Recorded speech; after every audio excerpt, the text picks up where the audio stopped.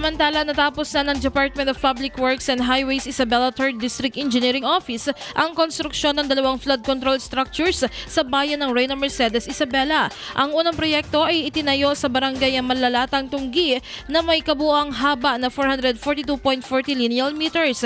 Binubuo ito ng 2 bahagi, isang 23.80 meter na single slope protection at isang 418.60 meter na concrete dike na nagsisilbing harang sa pag-apaw ng tubig. Samantala, isa pang flood control structure ang natapos sa barangay Dangan na may habang 392.70 meters. Ang konkretong dike na ito ay inaasahang makakatulong upang mapigilan ang pagkalat ng baha sa mga kalapit na lugar at komunidad. Ayon naman sa DPWH, inaasahang magbibigay ang mga proyektong ito ng karagdagang proteksyon sa mga tahanan at sakahan sa nasabing bayan. Makatutulong din ito upang mabawasan ang pinsala sa mga ari-arian, kabuhayan at infrastruktura sa tuwing tataas ang level ng tubig dulot ng malalakas na ulan.